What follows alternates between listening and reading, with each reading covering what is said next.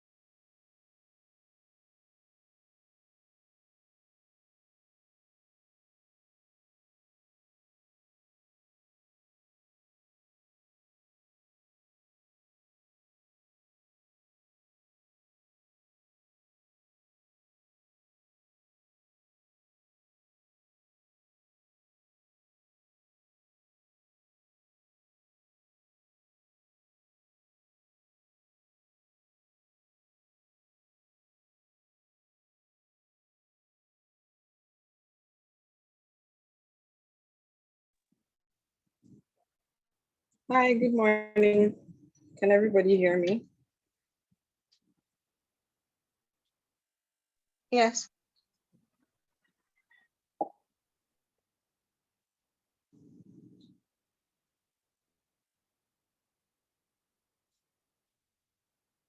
Hello? Um,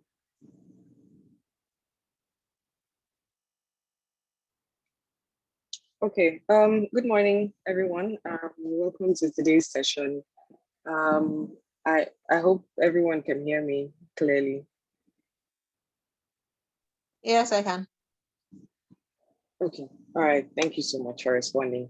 Um, today's topic, we all know why we're here. Today, we're here to talk about hospitality role in expanding employee experience and engagement as a whole.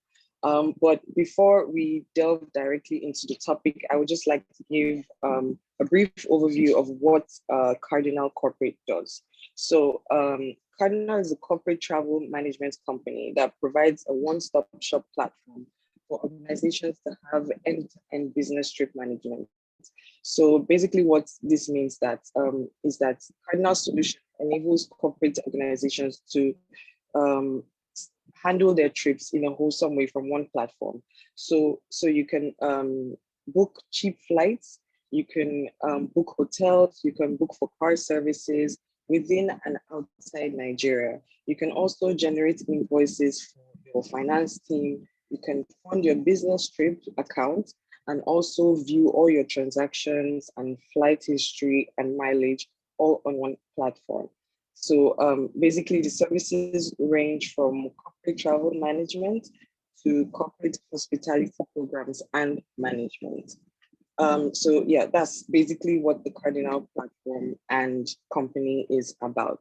Today we're speaking on the hospitality role in expanding employee experience and engagement. Um, this series is supposed to serve as an avenue to discuss in detail external services as required in organizations and how to create sustainable solutions that can be applied to them. We will discuss the trends in the business trips, corporate events, and hospitality programs. And today we have invited industry leaders to sort of dissect what is currently happening and how to improve that and drive sustainable growth and solutions to them. We have two speakers with us. We have been opportune and privileged to be joined by two powerful women in the industry. Our first speaker is Mrs. Modupe Bankole, who is a certified human capital strategist, a change management professional, and a strategic workforce planner and organization culture. She has over 12 years experience in HR and has worked in top multinationals in Nigeria. Please, everybody, help me welcome Mrs. Bankole. Thank you so much for joining us. Our second speaker is Ms. Temitope Aina, who is a business travel manager with years of experience in managing organizations, business trips, and designing corporate travel policies. She'll be sharing from her wealth of experience on some of the hospitality programs that can impact employee engagement. Please help me welcome Ms. Temitope Aina. Thank you so much for joining us today, ladies. We know you have an extremely busy schedule, and we're very grateful that you could make out time to join us this morning. So we're going to start with the first speaker, and we'll have a 30 minutes period in which you can tell us about your experience and basically discuss as broadly as you can the topic and just help us understand the climate and everything. So thank you very much. Yeah, the floor is yours. Which one of us? Mrs. Bankole. Okay. Yes. Point of correction, that would be Modupe Bankole. Good morning, everyone. I'm glad to be here today sharing experiences. Temitope, did I get your name correctly? Yes, please. Oh, I'm sorry. I didn't mean to call your name. I meant to call the host's name. So my name is Tammy. Tammy. Okay, Tammy. You wanted me to. You used an adjective and I missed it. And because I want to do this justice, you wanted an approach to this in a way that is used an adjective. Could you repeat the adjective if you remember it? I don't think I can remember what I said. Okay. Fair enough. No, fair enough. All right, I'll be sharing my screen. I see that there are about 16 of us here. I want to encourage us to use the chat session. I'll be asking some questions. And so the total of my presentation would not exceed 20 minutes, okay, even though I've been given 30 minutes. Now, the only thing that may slow us down is that I can be very fussy about two-way communication. So I want to be sure that I've just seen someone online and I'm smiling all the way from India. All right. And I want to be sure that we're listening and the impact of the moment is not lost on us. So please let us agree for those of us who have our videos on, which is only you, Tama, to put up our hands and pledge to set the chat session on fire. So Tama is going to represent everyone and just put up her hand representing everyone because other people have their videos turned up. All right, fantastic. I will be, oh, thank you, Nkoyo. I see you as well. Aha, now we're coming down, fantastic. It'll be nice to see everyone's face. I don't want to be, it's lonely out here. So it helps my mental well-being as well. And I feel connected if we have our videos on, but if we can't, then it's fine. All right, so I'll be sharing my screen. Do I have permission to share, please? Yes, you do. Hi, Nebechi, I see you. Host disabled participants sharing is what I have here. Still unable to share. Oh, Onyekachi, I see hands up. Okay. Sophia, I see your hands up. Thank you. Esther, beautiful picture there. I see your hands up.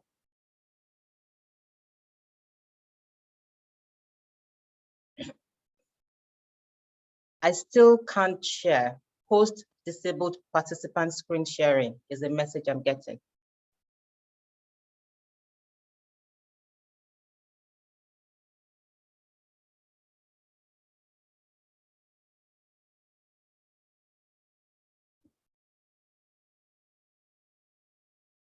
Hello, Marcos. I read your chat. Hi, good morning, everyone. Mr. Khan, I see your hands off. Okay, so how are we going to get past this so that we don't waste people's time? I am unable to share. Okay, I'm working on it now. I'm trying to join, or is it from my end? Now. All right, okay.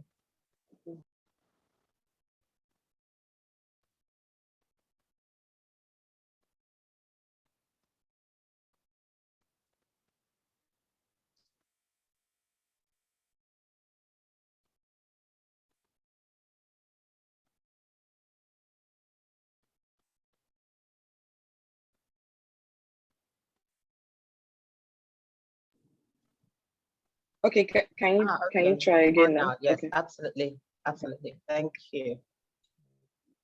All right. There we go, finally. If you can see my fingers, my laptop is such that the webcam is actually at the bottom. And if my nails irritate you, I'll just say, I'm sorry, please bear with me. Okay.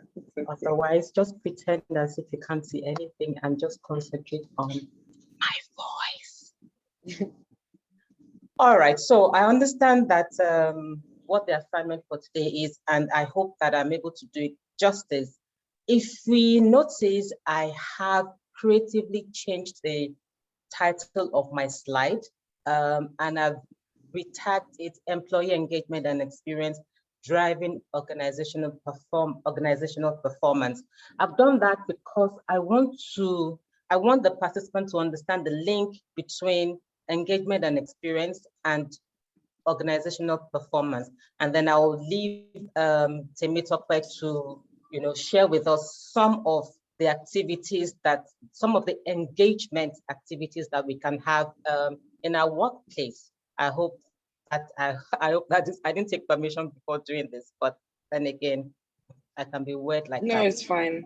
It's fine. Thank As long you. as it drives the point, it's fine. All right. Thank you. So, what are the session objectives? At the end of this session, you as the participant, the way you can measure the use of your time, since there should be accountability, is that at the end of my session, you should be able to discuss with other persons the link between employee engagement and organizational performance. You should also be able to determine for your workplace the most appropriate engagement strategies, since it's not a one cap fits all.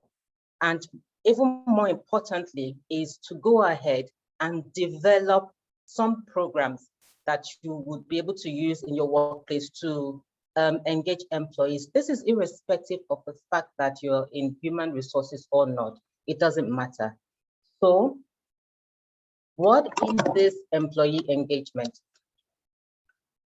Well, employee engagement is viewed from a feeling sort of thing. So it's the intangibles most of the time. So it's the strength of the mental and emotional they work. And so I'm going to ask us to just put in the chat what we understand by app of work. What are the components of our place of work? Understand this definition a lot more. What would you say? And there are never, in adult education, what I like is that there are never wrong answers. It's just an expression of perspective. I don't see any chats coming up now, so I'll pause a bit. So what in your own perception, in your own opinion, is a composition of, just name one thing. What composes a workplace? When you think of, oh, a workplace, what do you think of?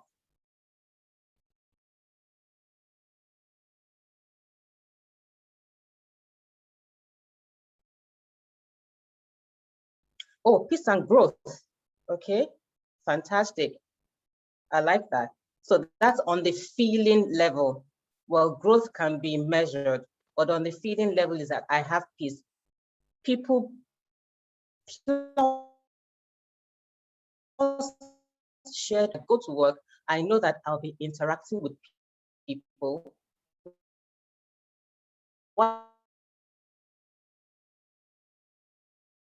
Money, money, money. Fantastic. All right, that's true. Yeah, we think of daily staff welfare.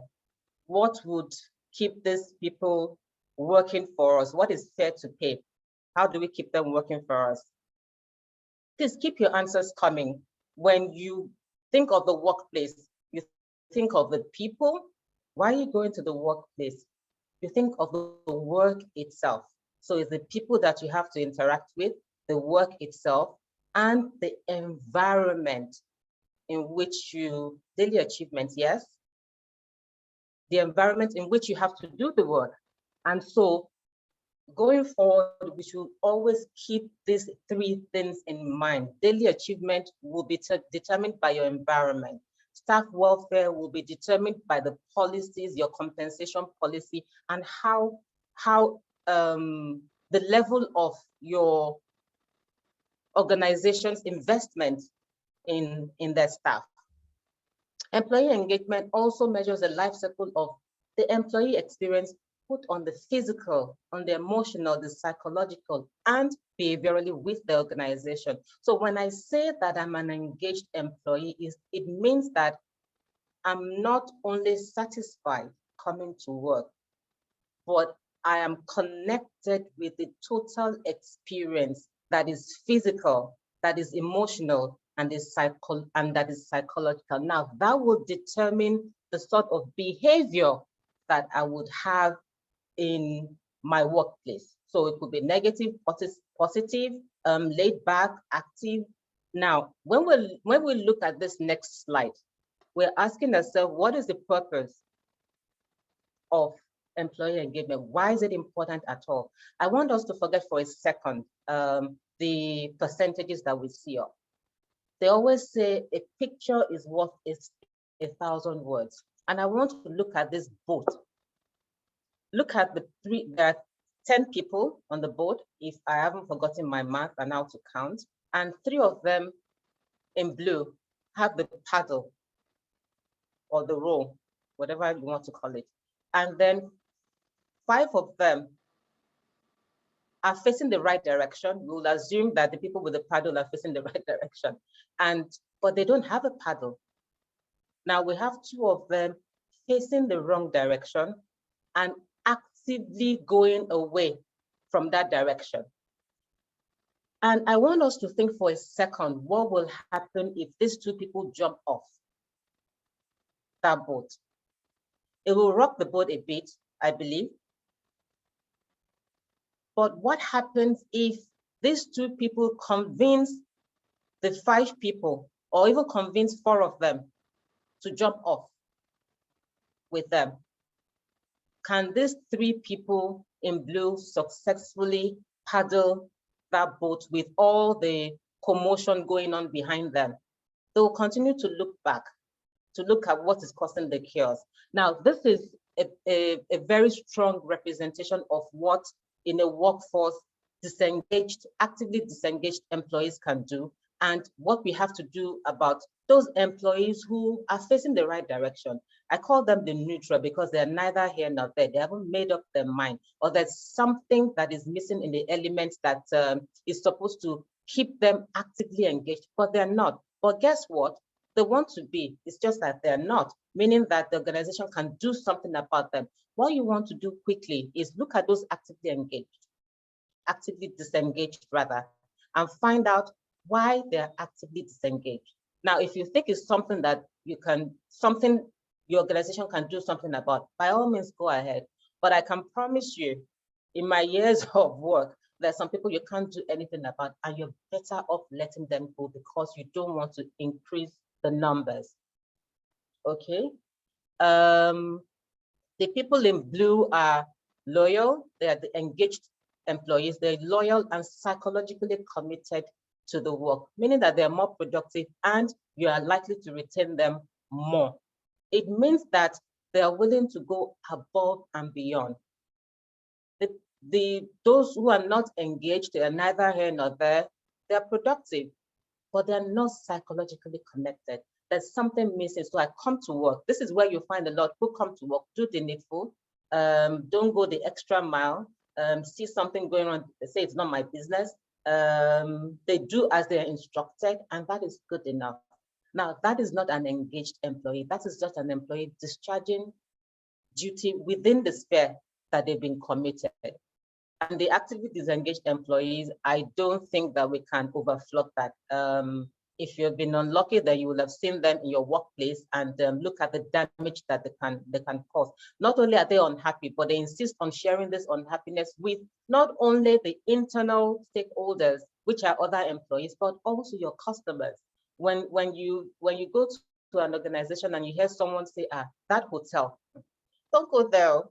or madam, I can give you something better, then you know that that employee is not acting in the best interest of the organization, because there shouldn't be anything better. Everything should be plain and simple as is on the table. And that is what inactive or actively disengaged employees do to your business. They kill it, even with your customers.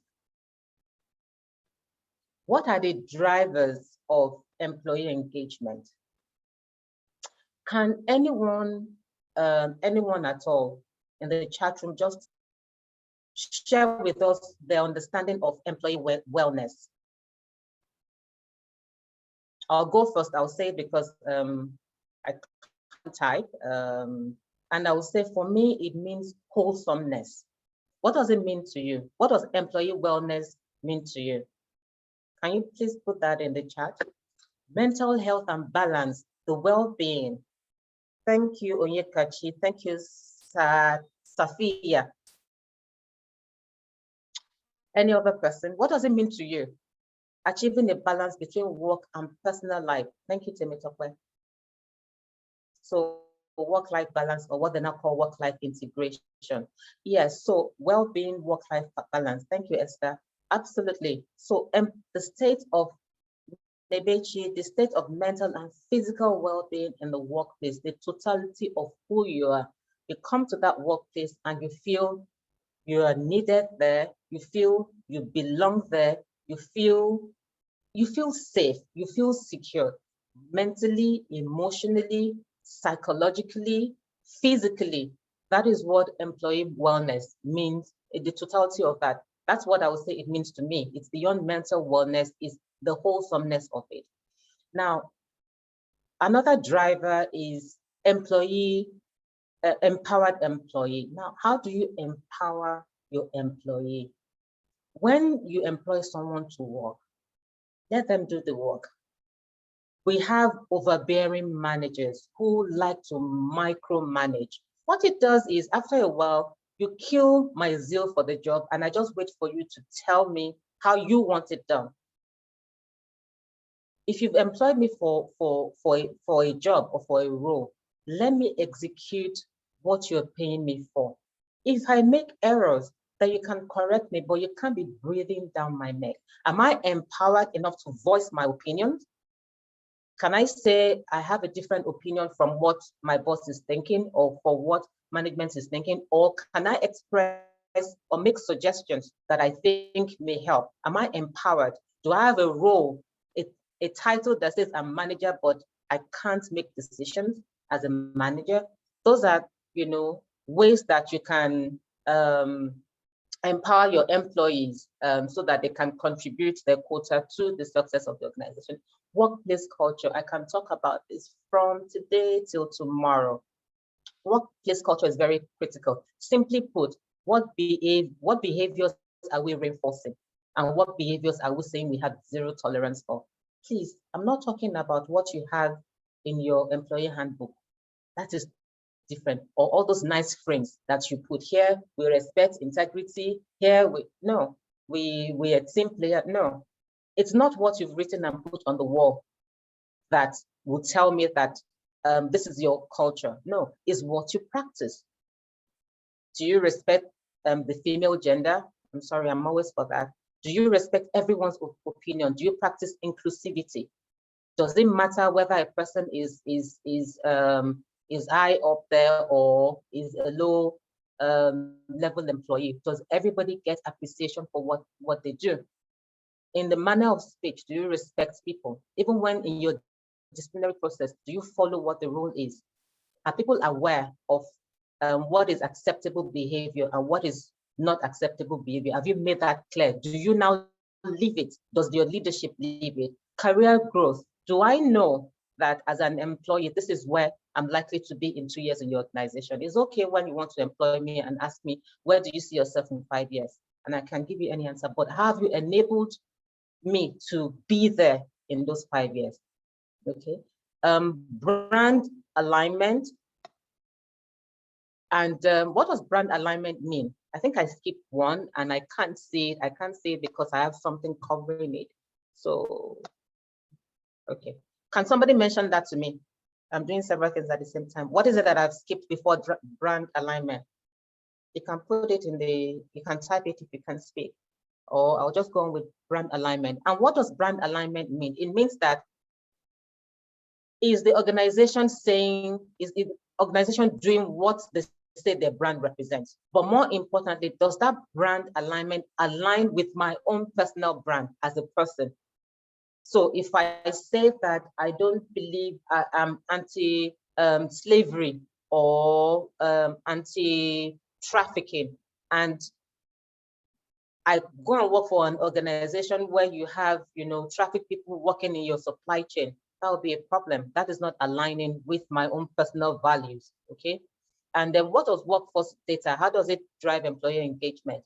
You use all this data to find out, your workforce is always telling you something. Make sure you keep and interpret the data so that you can use it to either close the gaps that you might have found, ask for further suggestion on what the workforce wants, so that you can then meet the goals and not trial and errors. Social relations. Do I come to work as I'm walking through the gates? Do I have palpitations? Am I afraid connecting with my boss? Do I have good relationship with my employee, with my peers rather? What is the trust quotient in that environment? I worked in a place where upon exit, when we took a survey of what people enjoyed most, I've never worked in any organization like that. You know what they said to us? The camaraderie amongst the staff.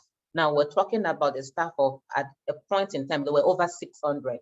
And one of the things, I mean, if I'm to hazard a guess, if I can remember, I think over 70% of staff will say, is the relationship that I have been able to forge with my peers and my immediate superiors. And that's why they kept on in that organization for that long, is extremely important.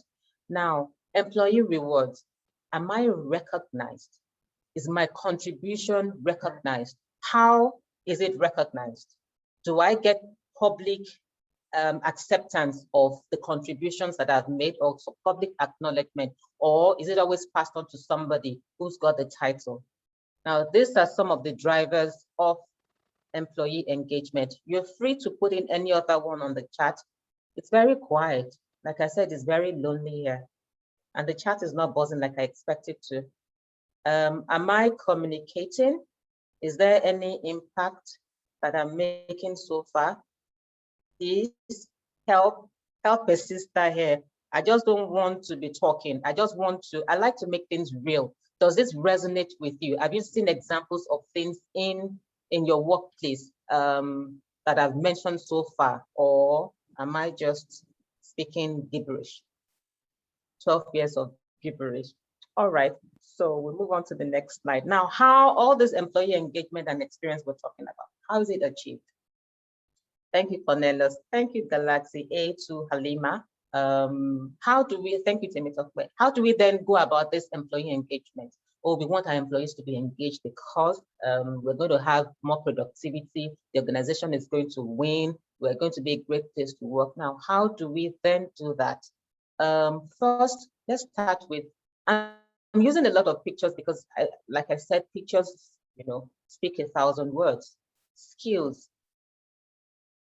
If you want me to be engaged, let me not exit the way I came in. If I came in at level 2, by the time I'm exiting your organization, at least let me be a level higher than that. That is how you keep me engaged. I'm here to implement the skills or use my skills or use the skills that I have to help your organization achieve its purpose. But I also want to have something that I've learned. So skill expansion is very important. And how can we do that? One, we can do job rotation. Yeah, training is there, developmental courses are there, but job rotation. I want to be able to know something about something that I didn't know before by the time I'm exiting, or even during my tenure. Education, that will cover training and all. Reward and recognition. I'll take reward and appreciation. Sometimes it doesn't have to cost money. Sometimes you can do a simple letter signed by the CEO. Put a picture up to recognize the person. We like things like that. We're humans. We like something that will massage our egos. Okay. Promotion. If I'm well deserving, please don't go and employ someone from outside, because I will ask, what is wrong with your succession planning? Does it mean that you're not developing people? You want them to remain on the same skill? If after a couple of years you keep employing someone outside to fill a senior role, then there's something wrong with your process, your policy, and your general operations. Okay. Monetary satisfaction. I think Marcos will agree with me here. Yes, money, money, money, money. We all need it. Yeah, so you have to pay me what is called a fair wage. But I'm going to come to that. Sometimes I can be engaged, but I may not be satisfied. Meaning that I know that if I left that organization, then I can get more. But guess what? I have chosen to remain in that organization because I enjoy things that money can't buy. Okay. Appreciation, we've talked about that. Furthermore, clarity, please, when you give me my job description, just give me a clarity of purpose. Job description is written in English. I need for you to then explain to me, how do I translate that job that you've described on the job? What are my boundaries? How much autonomy do I have in making decisions? How much growth can I have? Is this workplace fair? Are you practicing inclusivity? The fact that I'm Christian or I'm Muslim or I don't even believe in God, I'm atheist, does it count? Because if it does, you shouldn't be employing me at all. How is my workload managed? Are you under-engaging me? Are you engaging me at par for growth? Or are you giving me too much workload that I'm stressed out and I'm burning out? And so you're then, when you let go of me, I'm already psychologically traumatized and you've left me with mental illness. Are you recognizing me for my contribution to the organization? How am I doing with time? How many? Oh, thank you. All right. So what are the, oops, I'm going to take that back. I want to ask us, what are the benefits of employee engagement? Can we set the chat on fire, please? What would you say, in your own opinion, is or are the benefits of employee engagement? What does the employee gain? What does the organization gain when we engage employee? The only thing you have to leave out is profits. Are you catching increased bottom line to the organization? Employee gain work-life balance, absolutely. Oh, buying, very critical. Happy staff. Esther, define happy. I'm just pulling your legs. Absolutely. You get improved creativity and work team. That's Temitope. No, improve creativity and teamwork. Yes, Nengi, absolutely very important. Reduced rate of staff turnover for the organization, and then increase staff retention. Increase revenue. Employees are satisfied and willing to go the extra mile for the company. And that is, you see, when you pay a person a wage, you're paying them to execute what you've given them. Have you ever worked with people who go above and beyond duty? They do more. Are you not impressed by them? Even as a manager, they make your work easier. As an organization, you benefit from, they're not even usually people who go above and beyond. I'm not talking about eye service. I'm talking about truly committed to the success of the organization, thinking beyond themselves. And they're bringing all these ideas or these innovative or creative ways to do things, operate the machine, cut wastages, reduce risks. You can think of it in any of the buckets that you want to in the workplace, and you'd find that this sort of employees are extra engaged. They have the rowing, and they will continue to paddle that boat towards performance or success. Okay, most of this we've mentioned. So yeah, supportive workers or supportive co-workers, job and career satisfaction. I can't overemphasize this. Why do I want to stay in a place? Usually because of the way our country is or the economy is, we find that we stay because, I mean, you get something paid at the end of the month. So it's usually for financial reasons. But guess what? When you're looking for talent, I'm not talking about labor, I'm not talking about staff, I'm not talking about headcount. I'm talking talent. That is people with the requisite skills, the knowledge, and the experience, the ability to be able to execute the role that you're giving them. When you're talking about that, they would leave you like this because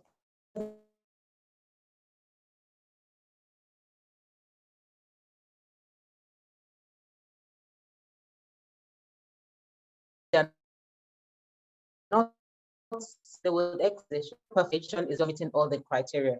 Now, I like to say sometimes you don't measure.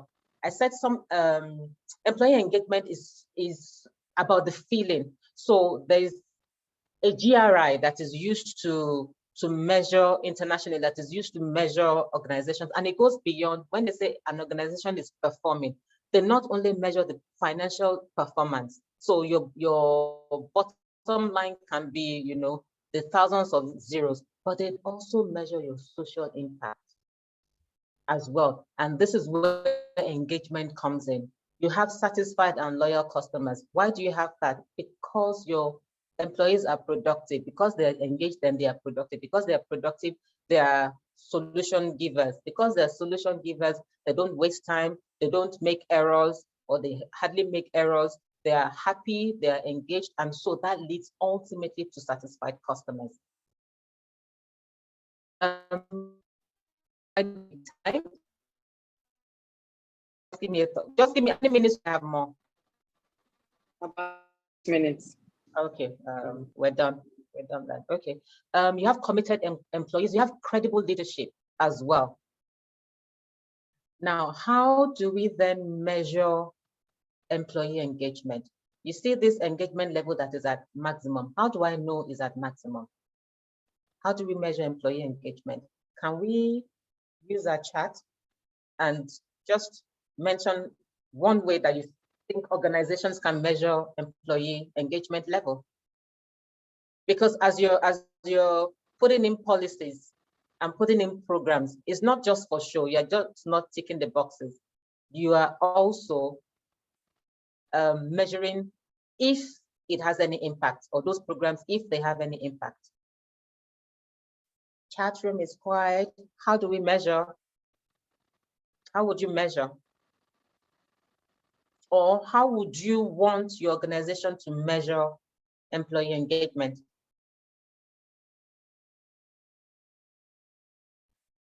Oh, thank you. Volunteering.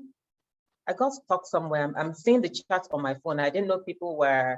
Nkoyo says surveys. Absolutely. Volunteering. I'm good. When you say volunteering, Safia, volunteering for additional tasks. Is that what you mean? Increased activities. Increased activities. Okay. What sort of activities are we increasing? I hope it's the positive one.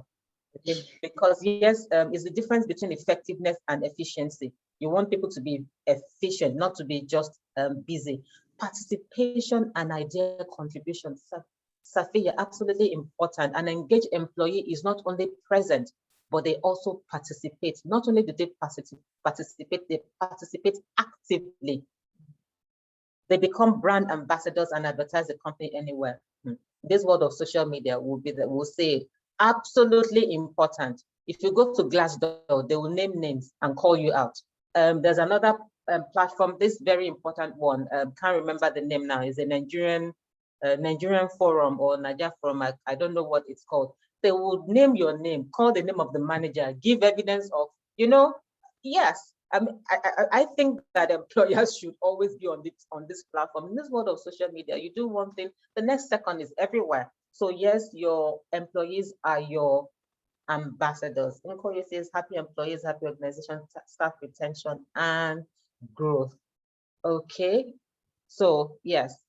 Now I just would, most of this we've said, so I'll just put everything on. and stop the paparazzi. So what is employee net promoter score? Now, net promoter score is actually something that you use for customers. But when you cannot apply it to measure engagement, because when you say your employee net promoter score, I think it was Nebichi that mentioned that would you recommend someone to come work here? If the answer is no, those are who you call the detractors. If the answer is yes, those are your promoters. Now, when you minus your promoter from your detractors, if you get a positive figure, that means you're on the right track. If you get a negative figure, then you have to do something. Turnover rate. When you hire a person during the probation period, how many of them remain? Do you know the new trend? Now, when you give someone a letter of employment, they take either leave of absence or vacation from the current employer, and they come and try you out, so that if it doesn't work out, then they just exit you.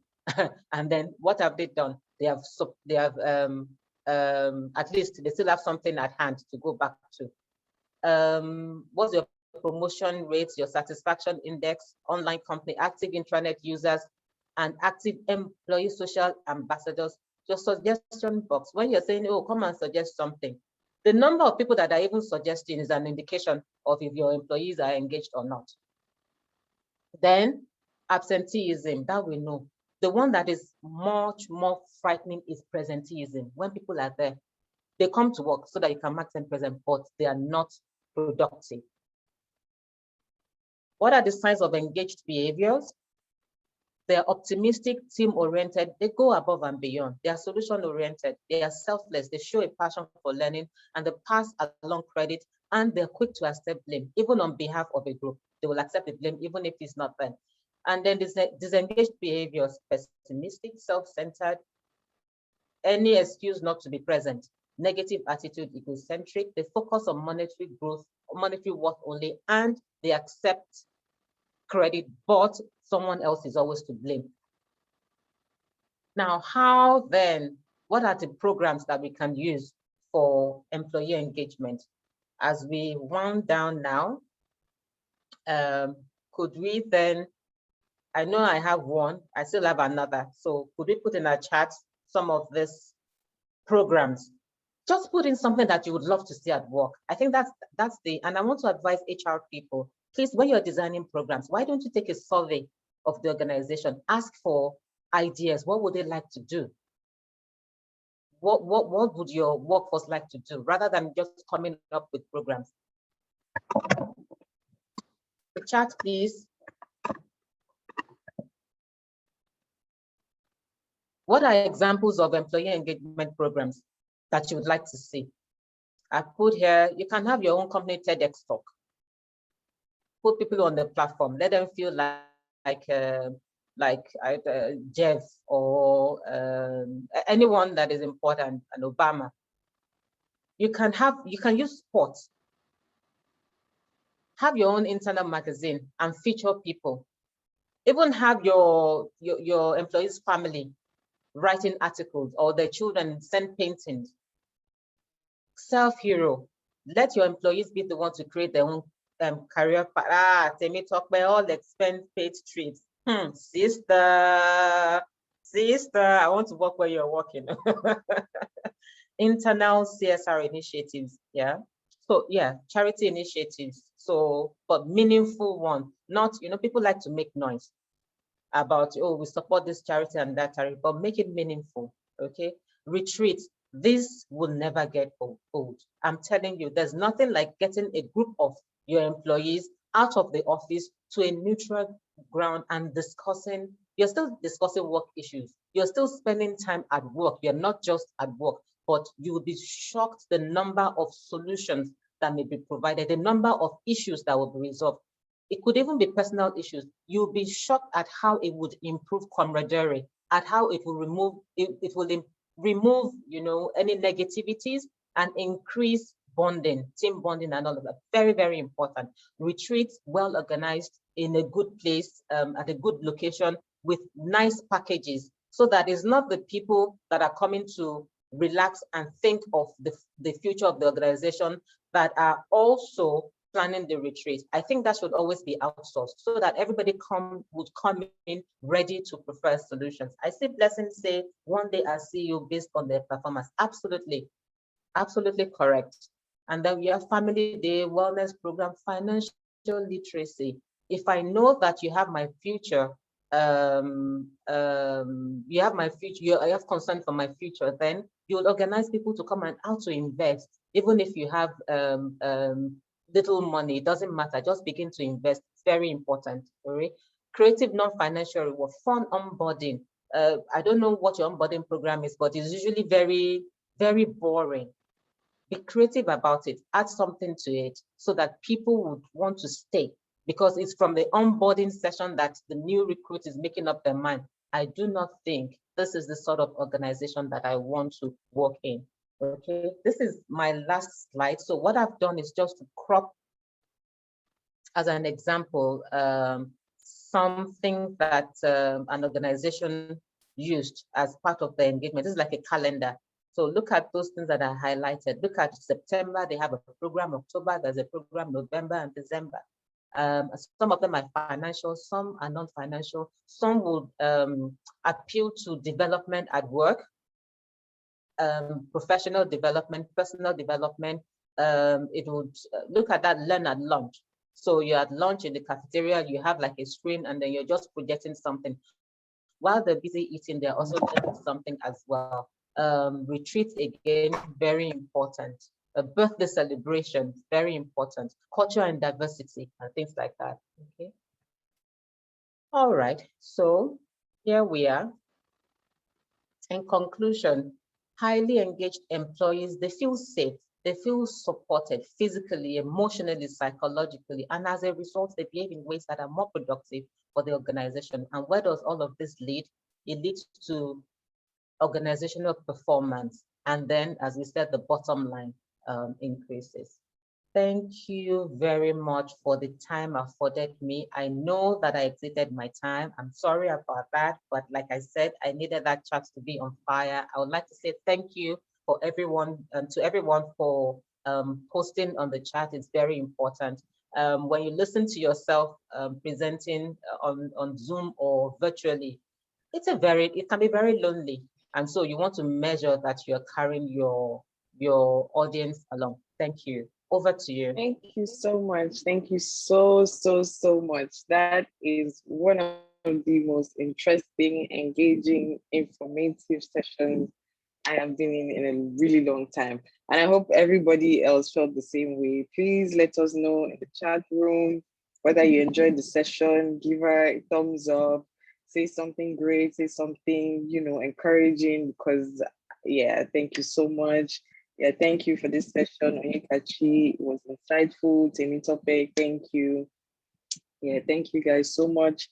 Blessing, comprehensive and compact. That is a very apt description. Esther, thank you. Thank you so much. I believe everybody, even if you didn't take away up to 5 things, you've taken away at least 1 or 2 things, because as you were giving the examples of a toxic workplace and the psychological state that people are in most times when they go to work and all that, it resonated with me because I've had personal experiences of that. And I was so disconnected that I felt like I wasn't needed there anymore, and I quit. So yeah, it was really something fantastic to listen to. Koyo says thank you. Nengi says thank you. Insightful session, and I agree with every single person. So we will move on to our next speaker, Miss Temitope Aina. Can you put on your video so we can see you and welcome you? Thank you so much for being here. The floor is yours. You have about 20 minutes. Thank you.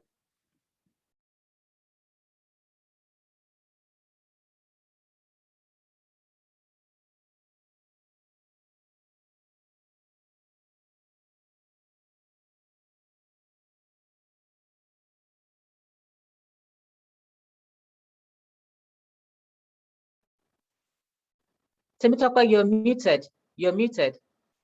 Oh my God. Thank you. Okay, yes. So I said thank you for having me. Good morning, everyone. Thank you, Mrs. Bankole, for your session. My video was off, but I was nodding most of the time because, especially the parts where you said a lot of people after they left an organization, they are asked why they would miss this organization or what they enjoyed most, and it was more about the fellowship between everybody, the relationship. Like that's a key part of every organization. Yes, I'll be coming in from the hospitality part of it. And before I proceed, please, I would like to ask, what departments, like everyone here, is everyone here in HR or there are different departments represented here? I would appreciate if you could just drop your departments in the chat box, please, so that I have an idea of everyone I'm talking to. I don't think HR alone, because there's something I saw yesterday, said HR is not your friend. So I need to be sure everyone is not in HR. If anyone is HR, let me know, please. Okay. Clement is in HR, Blessing HR, Agogo HR. Okay. Company Secretary, Galaxy 8, Halima, Oyekachi, Admin and Operations. Okay. Please, could you guys keep it coming? I need to be sure of the demography I'm speaking to. Thank you. Thank you. Okay. So pending when, I'm just going to assume most people here are in HR, okay? You guys are the policy formulators. You make the policies, you make the decisions, basically. Okay, yeah, so I would be going in on the parts of incentive travel as a part of engagement for employees. What is incentive travel? What is travel? Employment, employee engagement that has been trashed by Mrs. Bankole. So before I go there, I would like to start with the fact that, so when I was told I was going to have this conversation, I reached out to some friends, and I'm like, okay, so wait, if your office actually tells you you would take XYZ pay cut, and you will be given an all expense paid trip twice in a year to a particular location or a destination of choice, is this something you would consider? And most people said yes. And I'm like, but wait, I thought money was more important than some of these things. And we had a conversation about that, and it just drew me to the fact that yes, money is important in driving engagement for employees, but money is not the only thing. Like, it's cash is splitting at the moment. People want to create memories. They want to have they want to have emotional attachments to where they work with, not just a physical or cash relationship. So yeah, I'm going to go to incentive travel. Please, if you need me to explain anything, please just let me know by dropping a message in the chat box. And like Mrs. Bankole said, please, it is lonely here when you're talking. So please, I need a bit of engagement. Thank you. Okay, yes. So incentive travel is a part of a subcategory of travel industry known as the MICE. MICE is spelled MICE. And what that means basically is meeting, incentives, conferences, and exhibitions. Now, under this is where you have incentive travel from the I. Now, over the years, have dealt with organizations that actually have something like this. Now, they might not know it's incentive travel, but they do something like that. What they do is, at the end of every year, they take all their staff on a trip, at least most people on a trip, all expense paid trip to different destinations, not just for staff. I've had organizations that have done it for their suppliers, for their vendors, just to be able to boost participation, to boost meeting your sales targets and all of that. And it just draws you to the fact that, and because most of us, I'm sure most of us here are millennials. Am I right or wrong? Do we have any Gen X here? I'm sure most of us here are Gen Y, millennials. And we're at that stage of our life where you want to explore. And I read something up, and I read a survey where most people 30% of people that were asked will not take a job offer without a travel pack attached to it. What makes you actually consider that travel is something that is important to everybody. And beyond traveling, what traveling does for you is it creates memories. It makes you meet different people. It makes you have different engagements with different people. Now, depending on what department you represent in your organization, I'm sure we all want to have employees that are confident of themselves, that are sure of their ability and what they can represent. So let me give you an example of something that happened to me when I started work. So I was in a client's office, and I was supposed to sell travels to this person. And I go into his office and he said, you know, when you get to East London, you see this, you go to West London, you see that. And in my head, I'm like, okay, that's happened. Because I don't know what East London is. I don't know what I don't know what Central London means. But, you know, this guy just kept having this conversation like, oh, yes, when you get to Central London, you go to the metro station. And I'm like, okay, how do I sell what I don't know about? Now, it might not, so for me at that point, it became very important for me to actually understand what travel actually connotes in the workspace. Now, there are different kinds of travel incentive, and the truth is, not every organization is going to be able to afford an all-expense paid trip to the Bahamas, for instance, or an all-expense paid trip to Hawaii, for instance. But I'm sure that there are different levels to which this can be structured. Now, first things first, we have different type of incentives, different type of travel incentive. It could be a sales incentive. Now we have the sales department with a revenue to meet at the beginning of the year. Okay, so sales department, your target is XYZ amount. And if you can do XYZ revenue and XYZ profits, you get XYZ at the end of the year.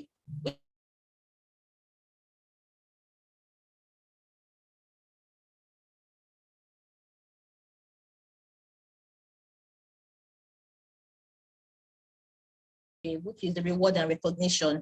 For instance, Cornelius has been with Cardinal for 5 years. He's been dedicated. He's given it all. So how do we reward Cornelius?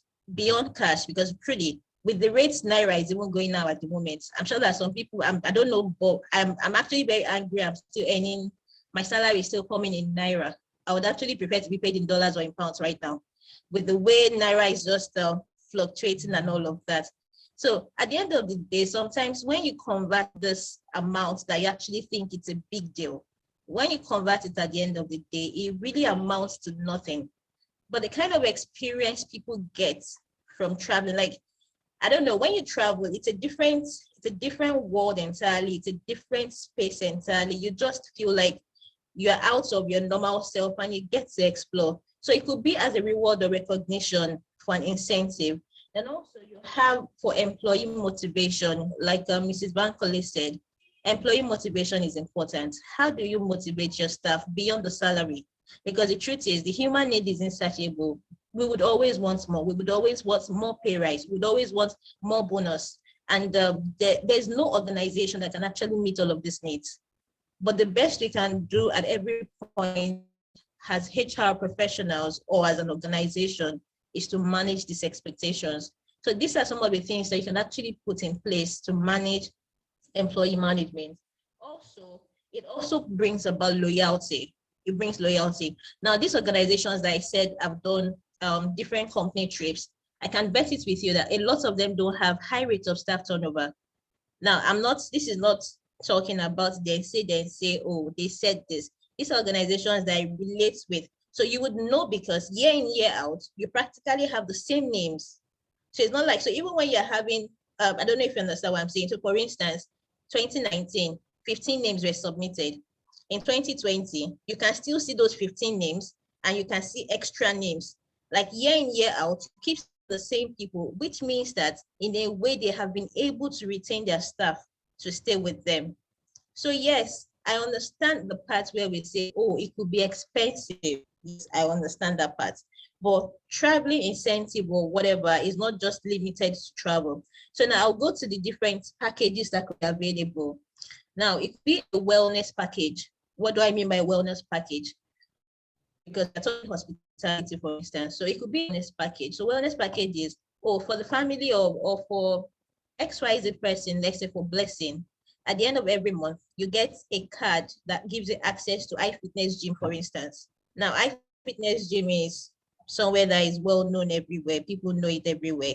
Or you get an all expense paid gym session at no cost, at no cost to you, and some of your family members can go there. Or maybe, there's Radisson Blue in Lagos, for instance. You get 2 nights all expense, you get 2 night accommodation at Radisson Blue, for instance, lunch, breakfast, dinner, all on the organization. Now, it does not have to be all the big trips that people take. Like there was something Mrs. Bankole mentioned about retreats. Retreats is also another way of putting incentive into travel, because the reason why people travel basically is for them to have bond, for them to be able to connect with each other, and for them to be able to foster a relationship that goes beyond the workplace. And how else do you achieve this if you don't have people in the same space at the same time? So that's what, those are some of the examples of travel incentive package really that you can actually give to staff. Membership cards, there are airline lounges that you don't have to pay for if you have a corporate travel program.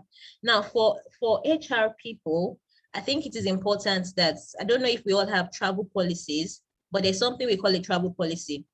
Now, a travel policy is from staff on level 1 to 10, you're entitled to travel on economy, for instance. For level 11 to 20, you travel on business class. There's sometimes you need to make these things flexible. There's a part of travel called leisure travel. I don't know if anyone has heard about it before. BLEI, leisure travel. Has anyone heard about it before, please? If you've heard about it, could you please signify in the chat section? Please help my ministry. Has anyone heard about it before? Anyone? Anyone,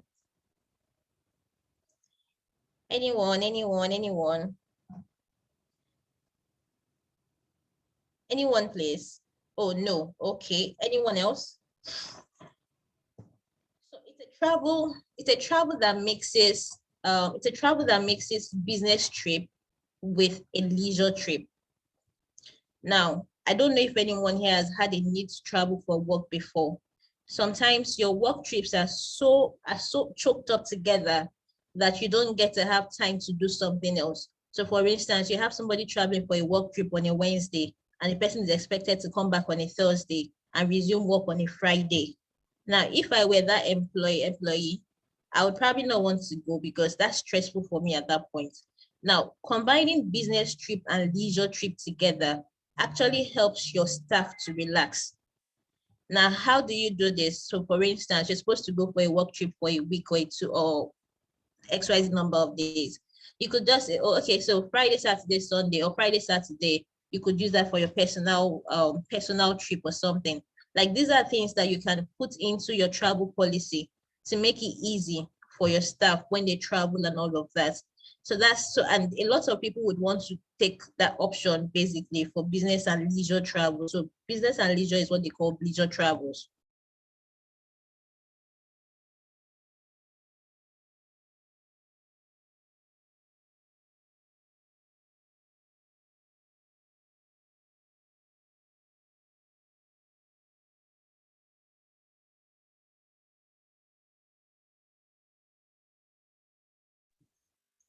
I think we lost her for a minute there, so we'll give her some time to reconnect. Let's give her a minute or two to reconnect.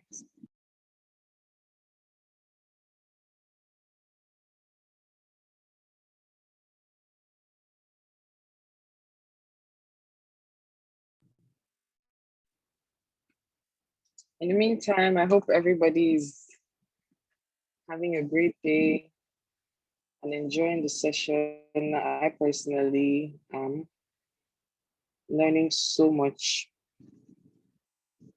in the session.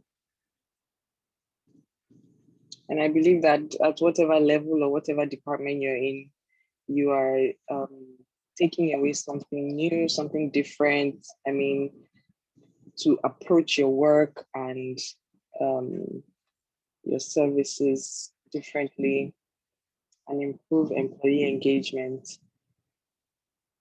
I think that so many times employers don't really understand how important it is to keep your employees engaged and keep them satisfied.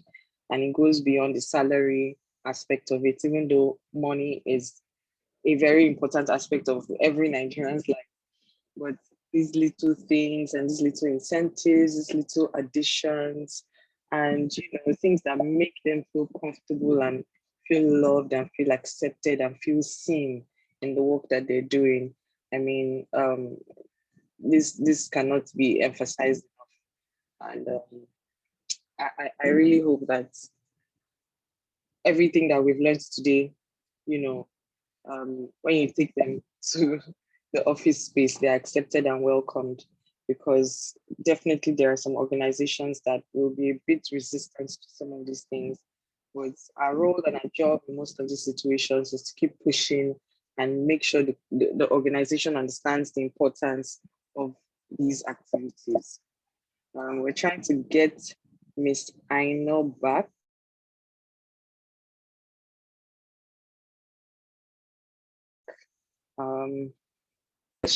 Ask, feel free to put them in the chat room, and we'll do our best to engage and answer and try to clear up any misconceptions or any issues or any things you have. So please let us know if you have any questions, just put them in the chat room while we try to get her back.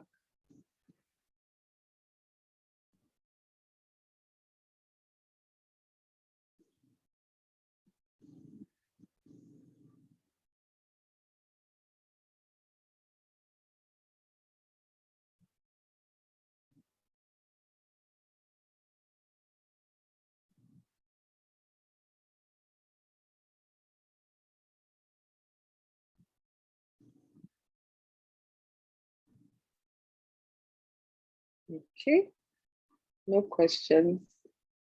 Yeah, I believe If this people is don't Bankole ask and questions, then I'm going to ask questions, because no question is not a good feedback. No question, no one could have done. I mean, while we're waiting for the second guest speaker to come on board, and forgive this, life happens and this has happened. I'm sure wherever she is, she's trying desperately to get back. But while we'll have the time, then we can engage in doing some. I like that. While we'll have the time, we can actually engage in doing some other things. Did you get that? Engage? Yes, engage. All right. So there should be questions. I mean, or if you want to share experiences, I'm sure that to make this interactive enough, the host may let you, unmute and even ask the question if you don't. I mean, typing can be such a bore at times, so that we keep this going until we have a guest speaker, second guest speaker back. Okay, so if you, question. Okay. So this is based on experience, and even though I've left the space, I would still like to know, if you work in an organization that you came in with so much energy, I truly believe that it's a place that can grow and become something better. And you keep giving suggestions, you keep giving, ideas, and trying to help, trying to improve as best as you can, but you keep meeting roadblocks at the top of it. Like, what exactly do you do to keep yourself still motivated and still engaged in that kind of environment that just rejects any kind of help and support? And thank you for that question. And that's the thing about engagement. Engagement is a two-way thing. Let's think of, let me use an analogy that we can all relate with. So when you're in a relationship, and then we're talking about engagement in that relationship. Engagement can't be one way. It takes both parties. And if I'm to link this to the subject matter, so it will take the workplace to give you the platform and the environment to be engaged, and then the willingness on your part to want to engage. So what I hear you say is you're willing to engage, to be engaged, but the general atmosphere, the culture is so toxic that you can't be engaged. So the harder you try, the more frustrated you get. And I've seen this, I've seen it with employees, I've experienced it. And what it does is, you see, the best decision you can make at that time is to exit the organization. And I'll tell you why I say this. If you remain in that organization for too long, there comes a point in time where you begin to be toxic yourself and you don't even know it. You're so bitter, you begin to be so toxic that you might even, upon exiting that, you will have learned some things, because it's a curve. So you're resisting and saying, and it's going higher, you're resisting, and all of a sudden you get to the point, because you're human, you're like, okay, I'm now in survival mode. And to be in survival mode, you have to be who they are. And that's not what you want to be. So there comes a point in time, if leadership doesn't change, then you may have to exit. Really, honestly, what I say is, while you're in that employment, be true to yourself and continue to profess solutions. They may choose not to listen to you, but because what you're doing is you're continuing to exercise the skills, the competencies that you have. That's what you'll be doing. In that, really, there's nothing else that you can do, because you're not the owner of the business and you're not a key decision maker. And also to find out why, it would be interesting to find out why they're not receptive. It may be because people feel threatened. And you see, people may feel threatened. They may sometimes not have the financial means. Now I'm giving excuses. They may not have the financial means to execute what you're trying to suggest. It may not be the right time. It may not be the direction that they want to go. So many reasons. But then at the end of that, you find poor communication. Because if there are genuine reasons, then somebody should have sat you down. Oh, fantastic idea. However, this is not the direction that we're planning, or we do not have money to execute it this way. Not laugh it off, or turn it to a joke. Oh, she has come again. You get all these snide remarks. And so when I make reference to the culture, I'm referring to little nuances. That's what I'm saying. Don't tell me what you've written on the wall. Don't tell me what is in your handbook. It's when you're in a meeting and I put up my hand and I say, oh, do you think we can do it this way? And somebody sits back and they give a deep-throated laugh. That in itself is a statement. So really, at the point, you have to make up your mind before you become them to exit. But before you exit, make sure to the last day, you're giving your best. Did I answer your question? Yes, you did. Thank you very much. I actually exited the organization. Oh, fantastic. Yeah. Fantastic. And you'll be the happier for it. Onyekachi, did you want to say something? Hello, good afternoon. Good afternoon. Yes. Hello, can you hear me? Absolutely clear. Yeah. Okay, yes, good afternoon. I really enjoyed your session because I think it's just basically a summary of what good leadership is, and you really encapsulated that. But I wanted to ask a question. There's a reason why a lot of organizations don't do these rituals, these staff engagement rituals, if I can call it that. What do you think are the biggest misconceptions to that? Maybe that's why staff don't want to, organizations don't want to engage in activities like this. I don't know if I framed my question right. I understand your question. Why wouldn't an organization see the importance of employee engagement? Yes. If I'm to summarize my answer, every other thing that I'm going to say, you subsume it under this: ignorance. It's just ignorance. Now, ignorance could be deliberate ignorance, or ignorance could be conscious ignorance or unconscious ignorance. Some organizations see it as an expense item. Okay, take training. Oh, you're sending staff for training. Oh, it's too expensive. And what did they say about training? If you think training is expensive, then try ignorance. And then you see it will always have impact. So also, organizations who don't do an external scan of competition are more like, they're so focused, their nose is only, they're the on and all. They don't believe that they exist in a competitive environment. And that's why they die off. So apart from ignorance, they give excuses about financials, and some actually have on paper or they think parties mean engagement. And that is very important. Throwing parties, throwing shindigs does not mean that you're engaging staff. We'll come and we'll eat your food and we'll dance and we'll go. But you see, you haven't engaged or because we'll come to work the next day and continue with those behavior because you have not addressed the problem. The problem will be on 3 levels. It will be on my relationship with my peers or the people at work. Remember, I said that during my presentation. It will be the work itself that you give to me. Do I have autonomy to do it? And then it will be the environment that you're provided. You have the tools. Are you asking me to cut a meat with a plastic knife? And you're saying performance management, you haven't cut the meat with a plastic knife. How have you enabled me? And also, and now I'm talking to my beloved HR people, peace to the family. It is also a responsibility to show the organization.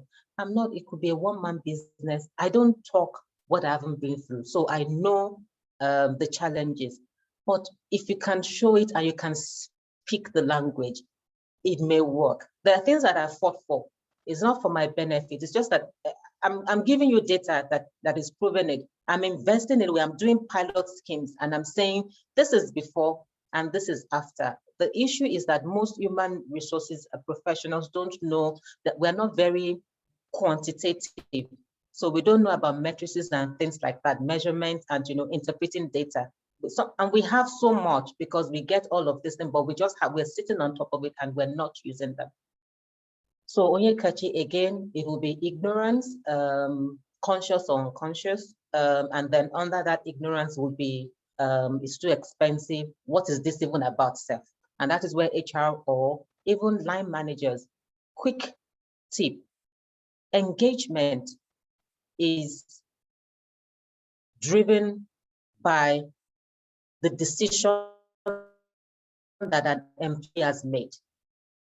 So you can give me all the atmosphere and I choose just not to be engaged. Those I don't have 100%.